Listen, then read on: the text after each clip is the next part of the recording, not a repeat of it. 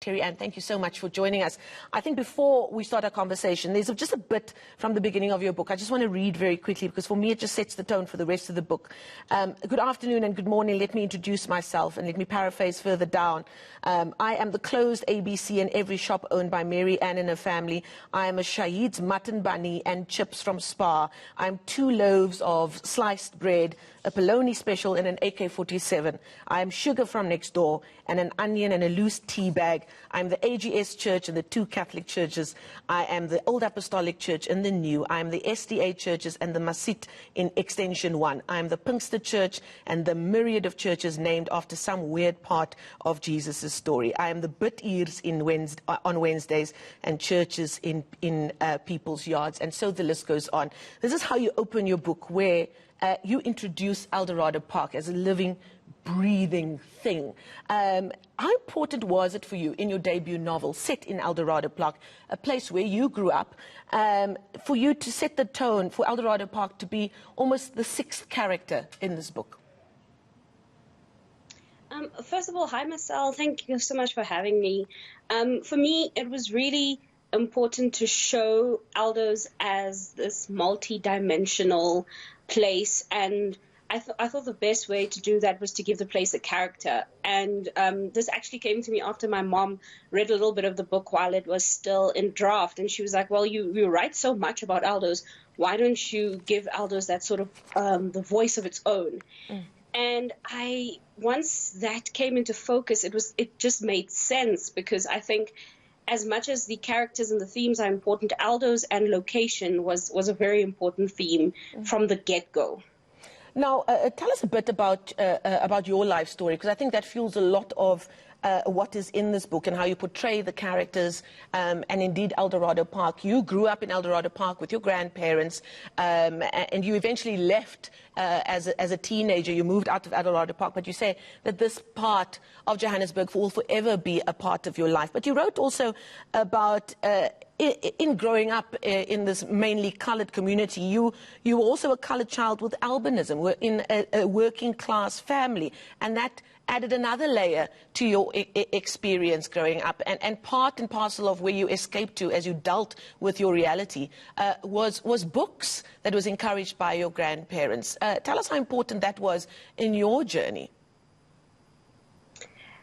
Yeah, so growing up in Eldos as working class people with a disability that restricts your playing outside, it was very important for both my grandparents and my mom to make sure that I get a good education, to make sure that I read a lot. And I come from a family of readers, actually. A lot of people in my family are avid readers. My grandparents were avid readers, my mom, my aunts. And they took me to the library from a very early age. They taught me to read when I was 3, just to make sure that they could take me to the library from a very early age.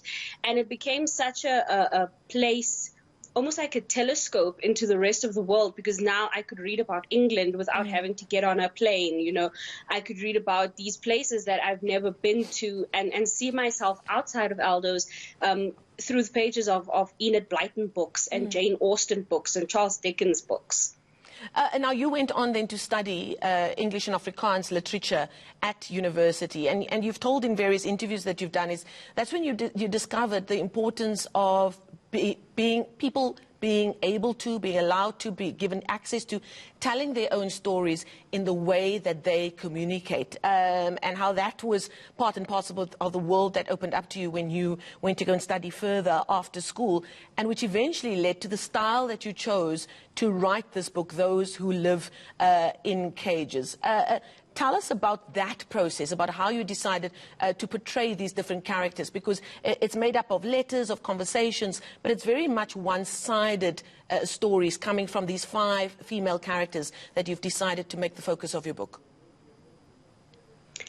Yeah, so you're quite right. University was such a pivotal point for me, and it was in meeting one of my best friends, Annelies Botha, and we did Afrikaans literature together, and it was the first time I ever read Loftus Maree and Ronaldo Kamfer. And when I read Ronaldo Kamfer's poems for the first time, I saw what we call coloured Afrikaans, or Kaaps, written down on a piece of paper. And then I started reading Adam Small, and I saw that, how we speak actually written down. And it was so important for me because I realized that you formalize something, you memorialize something once you write it down. You make it serious when you write it down. And that's why in the Afrikaans bits of the book, I chose to write it in the colloquial manner in which we speak in Eldorado Park, because I wanted people to see that reflection of Joburg colored Afrikaans written down on a piece of paper. And then also reading, these authors showed me the importance of writing a point of view. And when I started writing Those 11 Cages, it was so important for me to write these women's point of view. And that's why I sort of settled on the one-sided dialogues, diary entries, prayers, because you get this intimate look into these women's lives without the noise of dialogue, So, yeah, that's why that was so important for me. Now, Those 11 Cages tells the story of 5 women, Kaylin, Bertha, Janice, Laverne, and Rachel. And, the various write-ups for the book will say, it's a story about coloured women, family, friendship, identity, and so the list goes on. But in reading this book, I found that it's just about the human experience, and it should be relatable to so many South Africans who have made their lives in places like Eldorado Park. Is that how you hope it would be received?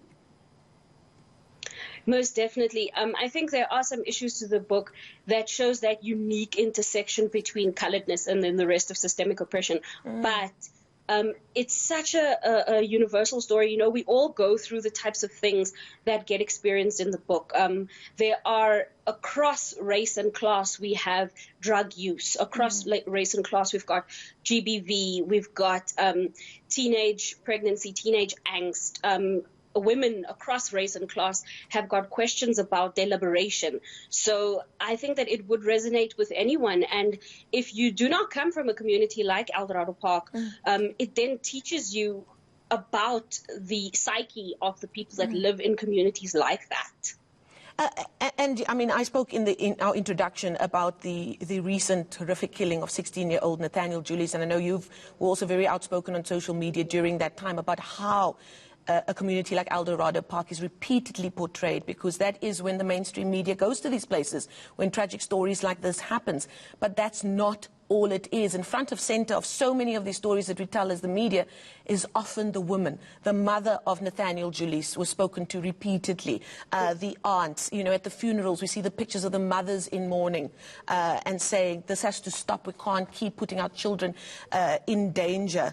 How important was it for you to tell these women's stories outside of the realm of what we see portrayed in media on a day-to-day basis?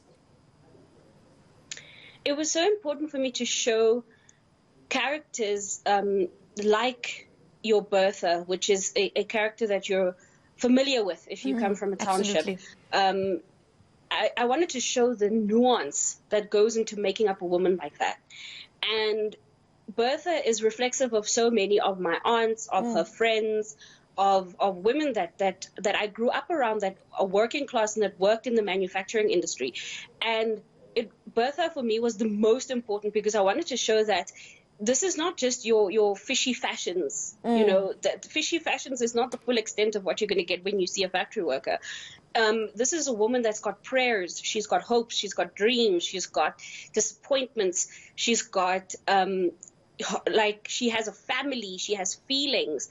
And it was so important for me to try and put dimension into a character like Bertha, and also to then show that in Eldos you have your Kaylins who come from the middle-class families of parents who chose to stay in the township despite having enough money to move out, and what that means, that not everybody wants to leave, but also that there are people that desperately want to leave, like Raquel, and that want to stay out of Eldos.